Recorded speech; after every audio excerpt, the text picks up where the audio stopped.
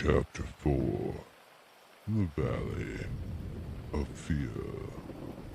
When McMurdo awoke the next morning, he had good reason to remember his initiation to the lodge.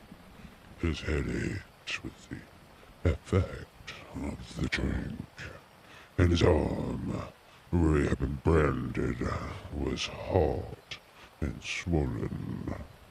Having his own peculiar source of income, he was regular to his attendance at his work, so he had a late breakfast and remained at home for the morning, writing a long letter to a friend. Afterwards, he read the Daily Herald. In a special column put to the last moment, he read, "Outrage at the Herald office. Editor seriously injured." It was a short account of the facts, which he was himself more familiar than the writer could have been. It ended with the statement, "The matter is now in the hands of the police." But it can hardly be hoped that their exertions will be attended by any better results than in the past. Some of the men were recognized, and there is hope that a conviction may be obtained. The source of the outrage was, indeed, hardly be said. That infamous society which held this community in bondage for so long a period, and against which the Herald has taken so uncompromising a stand. Mr. Stranger's many friends will rejoice to hear that. Though he was cruelly and brutally beaten, and though he was sustained severe injuries about the head, there's no immediate dangers to his life. Below it stated that the guard of the police, armed with Winchester rifles, had been requisitioned for the defense of the office. McMurdo laid down the paper and was lighting his pipe with a hand which was shaky from the excess of the previous evening, when there was a knock outside. His landlady brought him a note which had been handed in by a lad, and it was unsigned,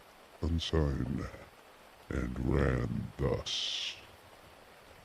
"I should wish to speak to you. I would rather not do so in your house. You'll find beside the flagstaff upon Miller Hill.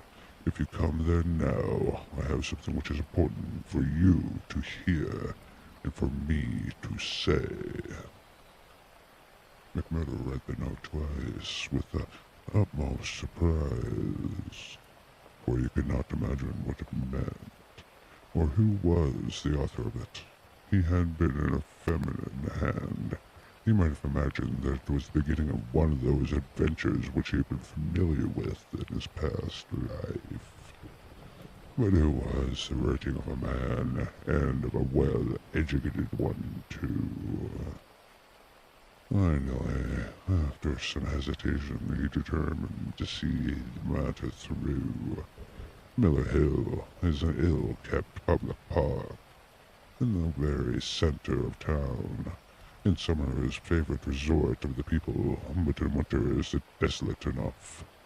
From the top one has the view, not only of the whole straggling, grimy town, but of the winding valley beneath, with its scattered mines and factories blackening the snow on each side of it, and of the wooded and white-capped ranges flanking it.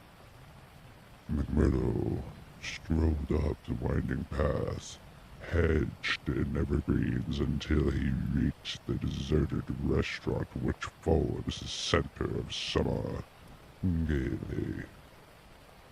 And besides, it was bare flagstaff, and underneath it a man, his hat drawn down and the collar of his overcoat turned up. When he turned his face, McMurdo saw it was a Brother Morris, who had incurred the anger of the Bodymaster that night before. The large sign was given and exchanged as they met. "I wanted a word with you, Mr. McMurdo," said the older man, speaking with hesitation which showed that he was on delicate ground. "It was kind of you to come. Why did you not put your name to the note? One has to be cautious, mister. One never knows in times like these how a thing may come back to one. One never knows either who to trust or who not to trust.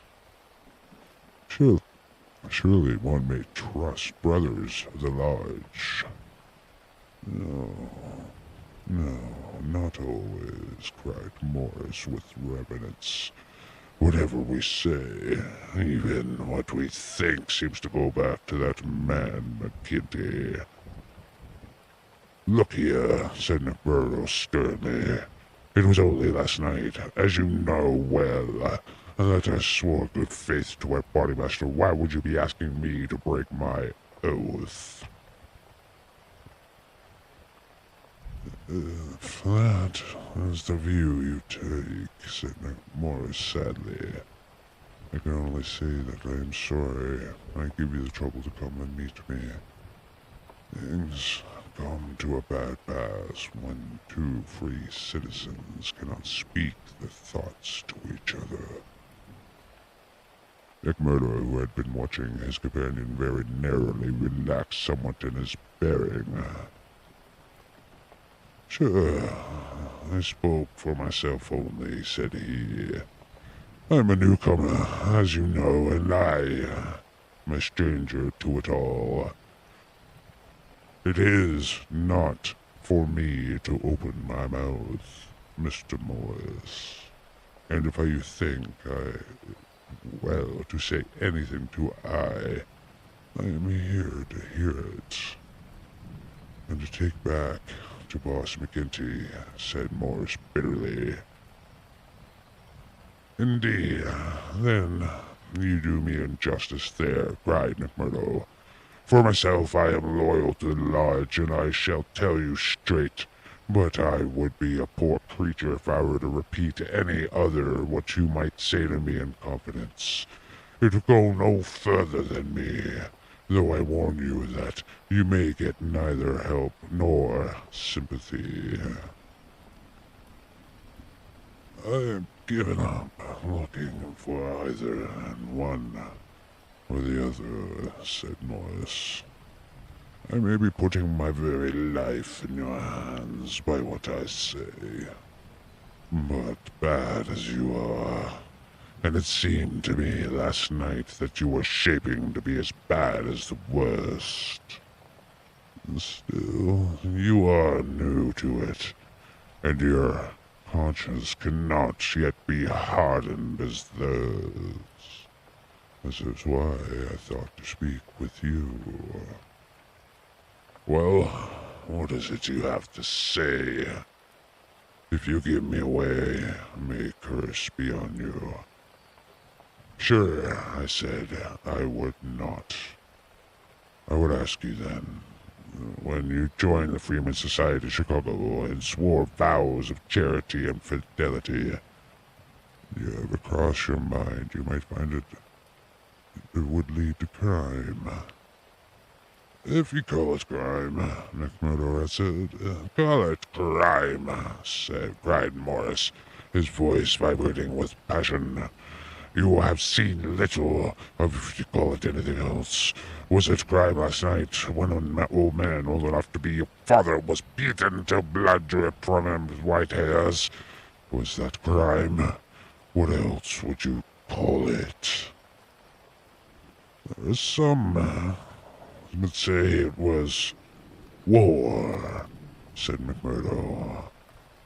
"A war of two classes with all in, so that each struck as best it could.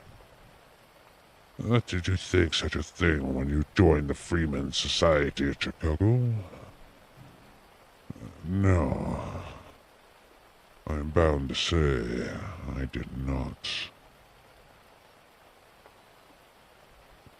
Nor did I when I joined at Philadelphia, when I was just a benefit cub and a meeting place for one's fellows. Then I heard of this place. Curse the hour that the name first fell upon my ears, and I came to better myself. My God, to better myself. My wife and 3 children came with me. I started a dry goods store at Market Square, and I proposed well the word that had gone round that I was a freeman, and I was forced to join the local lodge. Same as you did last night.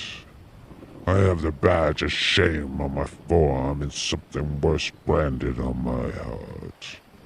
I found that I was under the orders of a black villain and caught in the meshwork of crime. What could I do?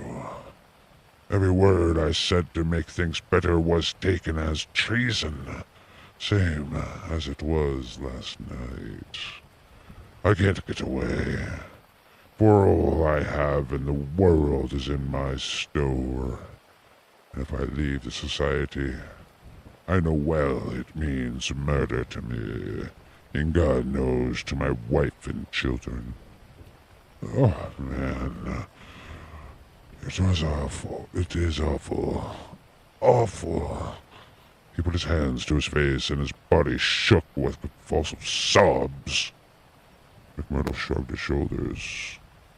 You were too soft for the job, said he. You were wrong sort for such work.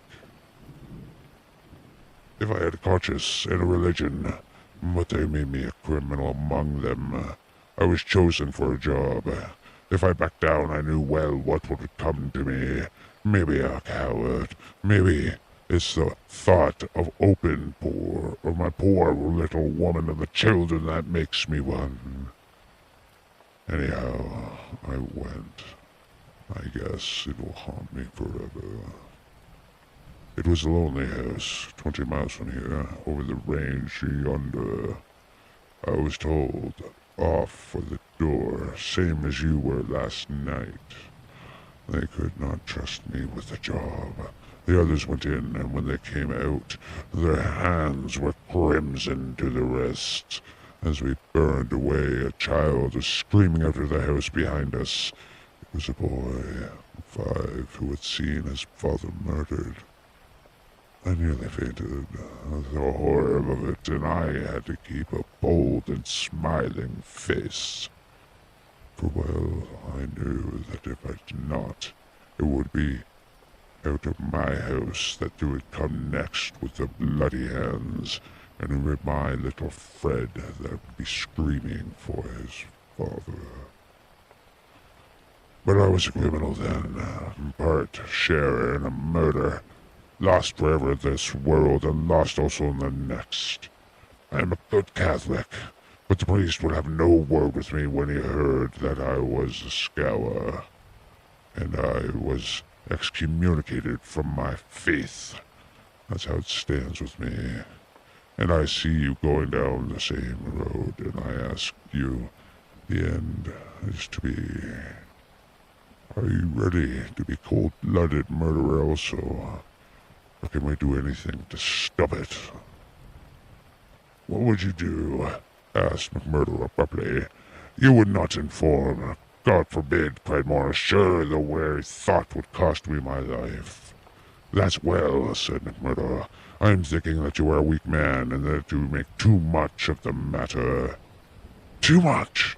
Wait till you've lived here longer. Look down on the valley.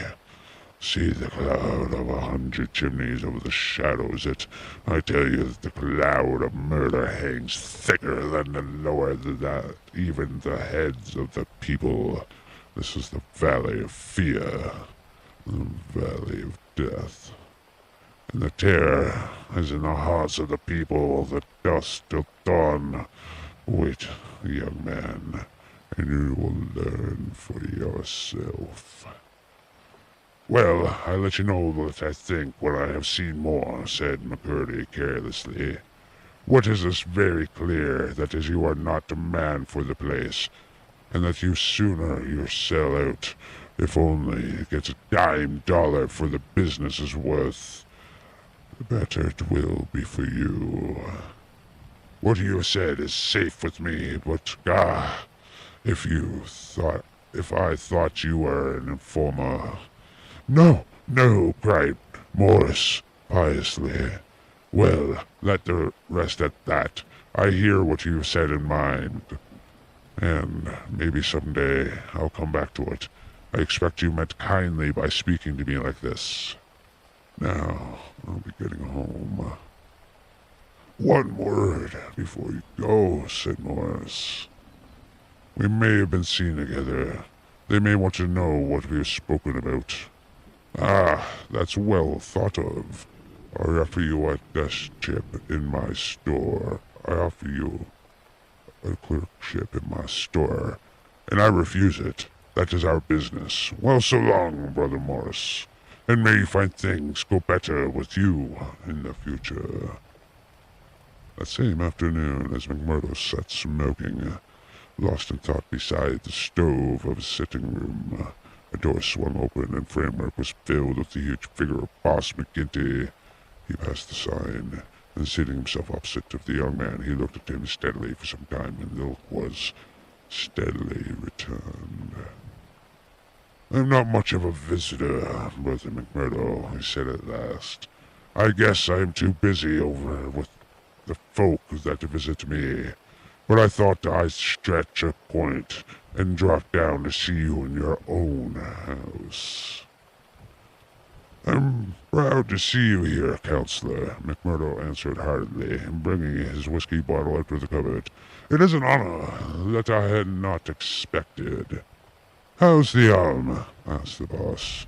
McMurdo made a wry face. Well, I'm not forgetting it, he said, but it's worth it. Yes, it's worth it, the other answered. To those that are loyal and go through with it are a help to the lodge. Why were you speaking to Brother Morris about on Miller Hill this morning? The question came so suddenly that it was well that he had his answer prepared. The burst into a hearty laugh. Morris did not know I could earn a living here at home. He shan't know either, for he's got too much conscience for the like of me. But he's a good-hearted old chap. That his idea I was to loose end, and that he would do me a good turn by offering me a clerkship at the dry goods store. Oh, that was it. Yes, that was it. And you refused it? Sure. I couldn't earn 10 times as much in my own bedroom with 4 hours' work. That's so, but I wouldn't get about too much with Morris. Why not? Well, I guess it's because I tell you not, that it's enough for most folks in these parts. It may be enough for most folk, but it ain't enough for me, Counselor, said McMurdo boldly. If you are a judge of men, you will know that. The swarthy giant glared at him, and his hairy paw closed for an instant round the glass as though he would hurl it at the head of his companion. And he laughed in his loud, boisterous, and sincere fashion. What a queer card, for sure, said he. Well, if you want reasons, I'll give them then. Did Morris say anything against the lodge? No. Nor against me? No. Well, that's because he hasn't trusted you, but his heart is not a loyal brother. We know that well, so we watch him and we wait for the time to admonish him. I'm thinking that the time is drawing near. There is no room for a scabby sheep in our pen, but if you keep company with a disloyal man, we might think that you are disloyal too. See? There's no chance of my keeping company with him, for I dislike the man, McMurdo answered. As to being disloyal, if I was any man but you, I would not use the word to me twice. Well, that's enough, said McGinty, draining off his glass. I came down to give you a word in reason, and you've had it. I'd like to know, said McMurdo, have you ever come to learn that I've spoken with Morris at all? McGinty laughed. It is my business to know what goes on in this township, said he. I guess you best reckon on my hearing all that it passes. Well, time's up, and I'll just say...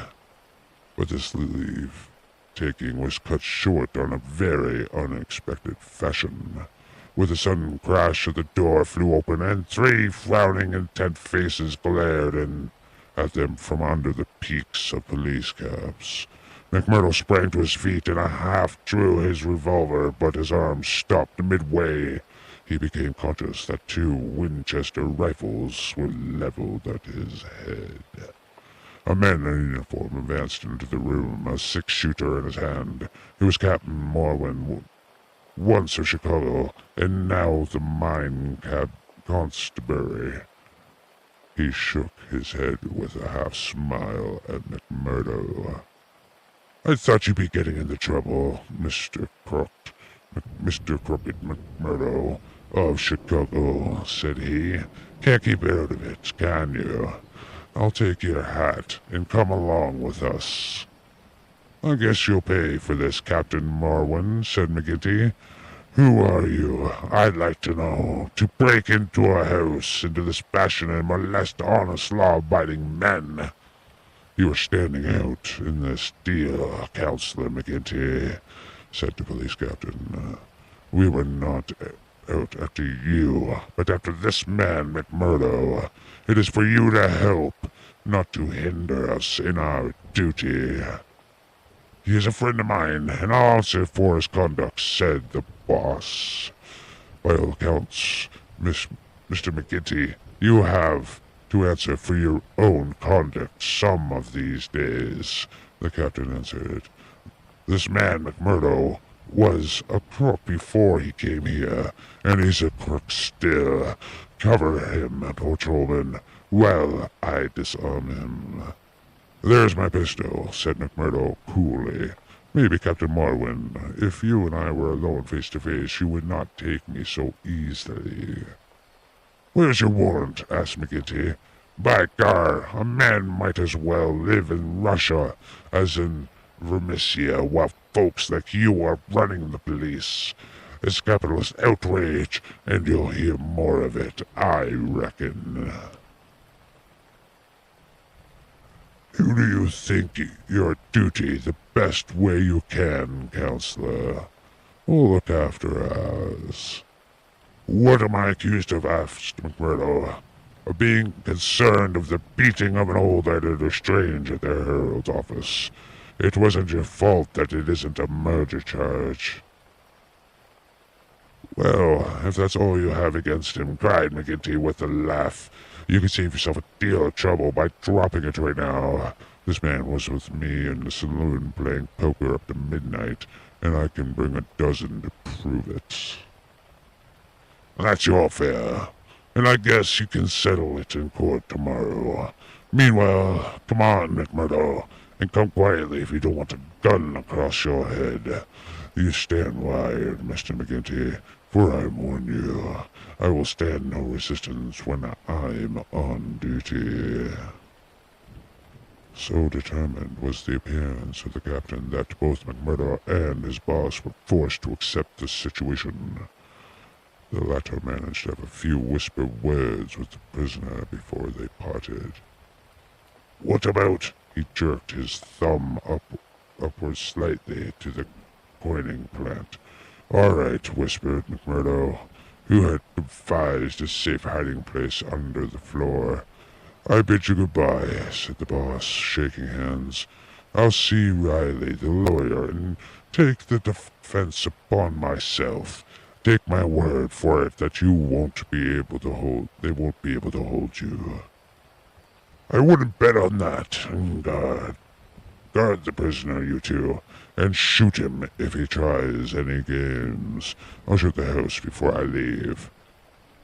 He did so, but apparently found no trace of concealed plant. When he had descended, he and his men escorted McMurdo to headquarters. Darkness had fallen, and a keen blizzard was blowing so that the streets were nearly deserted. But a few loiterers followed the group, and emboldened by invisibility, shouted imprecations at the prisoner. "Lynch the cursed Gower," they cried. "Lynch him!" They laughed and jeered as he was pushed into the police station. After a short, formal examination from the inspector in charge, he was put in the common cell. Here he found Baldwin and 3 other criminals of the night before, all arrested that afternoon and waiting their trial the next morning. But even within this inner fortress of the law, the long arm of the freeman was able to extend. Late at night there came a jailer with a straw bundle for the bedding, out of which extracted 2 bottles of whiskey, some glasses, and a pack of cards. They spent a hilarious night without an anxious thought as to the ordeal of the morning. Nor had they cause, as the result was to show. The magistrate could not possibly, on evidence held them for higher court. On the one hand, the compositors and the passmen were forced to admit that the light was uncertain, and that they were themselves much protruded, and that it was difficult for them to swear to the identity of the assailants, although they believed that the accused were among them. Cross-examined by the clever attorney who had been engaged by McGinty, they were even more nebulous in their evidence. The injured man had already deposed that he was so taken by surprise by the suddenness of the attack that he could not state nothing beyond the fact that the first man who struck him wore a mustache. But he added that he knew him to be Scowers, since no one else in the community could possibly have any enmity to him, and he had long been threatened on the account of his outspoken editorials. On the other hand, it was clearly shown by the united and unfaltering evidence of 6 citizens, including that high municipal official, Councillor McGinty, that the men had been at a card party at the Union House until an hour very much later than the commission of the outrage. Needless to say, that they were discharged was something very near to an apology from the bench for the inconvenience to which they had been put, together with an implied co-censure of Captain Morrison and the police for the offence's seal. Officer Seal. The verdict was greeted with a loud applause by a court which McMurdo saw many of the familiar faces. Brothers of the Lodge smiled and waved, but there were others who sat with compressed lips and brooding eyes as the men filed out of the dock. One of them, a little dark-bearded, resolute fellow, put the thoughts of himself and comrades into words as the ex-prisoners passed him. "You damn murderers," he said. "We'll fix you yet."